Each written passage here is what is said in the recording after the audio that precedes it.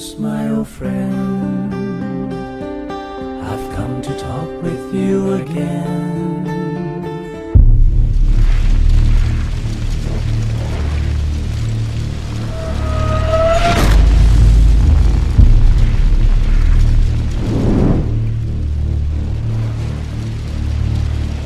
Hello guys, how's it going? White Storm here, and today we're playing World of Tanks, and we have a tier 10 stronghold on today. We're doing a little bit of an advance. I'm not going to show the entire advance. I'm just wanting to talk about whether it is worth having super conquerors in stronghold battles. Are they strong enough? Are they something that can compete with the tier 10 IS-7? Now, as you can see on the map down in the right hand corner, as I take my first shot against a super conqueror, we have moved into a largely western side of the map, I suppose you would say, and we are beginning to rain shots down on that large clump of enemy heavy tanks in the centre of Fisherman's Bay. But we noticed that down in the 1-2 column, right at the bottom, there's a Type 5 heavy, a Krangvan, and various E4s. Looks like there's 2 E4s down the bottom there.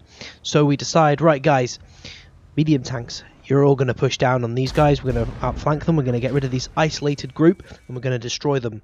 IS-7s are then told by the field commander, ignore everything else. Let's get this Type 5 out of the way and the Krangvan. Once we've done that, we should be a very happy bunch of people. Now, we've started this with about a 2,000 hit point disadvantage, and that's with us going relatively heavy, I would suggest. We've got a good amount of IS-7 heavy tanks, but we've also got that extra added mobility as I steal a kill on the Type 5 heavy for 52 damage. But as I was saying, we do have a good amount of heavies, and enough maneuverability to get around the map as I get caught up in a friendly Object 140. Oh dear. Right, so the guys are beginning to chase all of the remaining tanks down in the K3 area. They're beginning to chase them down, and I think the field commander here then says, right, we need to regain control of the map, move back up into that middle position, make sure that those super conquerors and various other things, the E5s, haven't moved away or started chasing us. So we redistribute, regroup up, and get into some pretty good positions. Now, we still got the back Chatillon 25T up in that B2 column, so he should be detecting anything that could be rush capping us, as the IS-7, the 113 at the bottom there, are just going to finish off that E4. But they've got to be careful because there are some 140s at the bottom who could potentially support us. So they've got to play really smart as I begin to harass from the side these super conquerors. And an E5 there as well, getting a good 455 worth of damage. So we're doing pretty well. They've still got about 1,500 worth of hit points more than us. So if it doesn't feel like too steep a hill to climb, though, I think we can get them. And I still think that this IS-7 setup, I think it's still probably the best way to go, especially for us in our current level.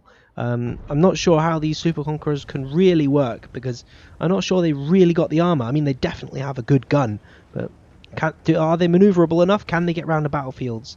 Can they? I don't know, guys. What do you think? Tell me down in the description below. What do you think? Can these tanks keep up with the 113 and a shit ton of IS-7s? So anyway, we are in the potential clutches of a crossfire. Our heavy tanks down the bottom there have taken out that 140, that E4, and are beginning to migrate back up the map towards us. I'm just going to wait here with the rest of my IS-7s that have joined me and a couple of 140s. I'm going to keep on harassing as I nearly take out my own guy there, because he was just moving the backwards and forwards there, which was not pleasant to do. And I'm very, very worried about that WZ 11111115A. He potentially has us in a crossfire, and that is a strategy I've seen used before as well, where you get some big tank destroyers and they sit over there in A7 and shoot anything that goes in the middle. But in the meantime, our field commander has put down an artillery barrage. Not the highest level artillery barrage, I will admit, but still a good artillery barrage, and it's going to harass those super conquerors, all 3 of them, or maybe 4 of them, that are down there in E6. They've also got an E5 for support, who's got a bloody big gun, and we've seen hide nor hair really of any of the E100, sorry, and I believe on the map there is also a mouse somewhere. So I wonder if they're camping and if they've also split again. If they have split again, that's happy days for us. Anyway, so we are about to, I think, get ready. We've pretty much grouped up and we're going in for a big push.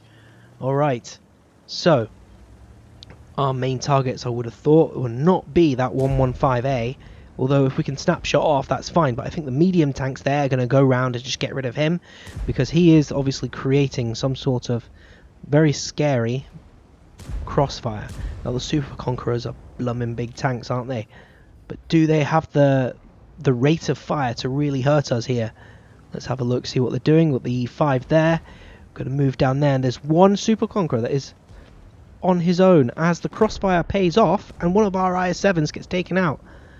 Crossfire is still coming in, just missed me and hit the guy next to me, and the guys are going to swing round and take him out one by one, hopefully, as I take out one of the Super Conquerors, hitting him in the lower plate with my premium ammunition, and then they go round to have another little shot at this Super Conqueror who's firing at the medium tanks. The medium tanks follow me up and get a good shot in and take him out. They have just lost two and we have been hit by a mouse. We've managed to block him, but we've discovered that he's probably down there where that E100 is, as I get a good shot into the side of that Super Conqueror. Although really I should have been hitting that E5, as I've got a really clear shot there and we could have taken him down a lot sooner. Bad drills by me, but we take him down anyway, securing our third kill. And the Super Conqueror, he's a one-shot anyway, 274 hit points. It's pointless chasing him. And that is us got 3/4 of the map.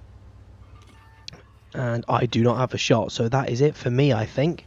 The mouse has managed to track me. I fix my tracks, move out the way, realising the damage.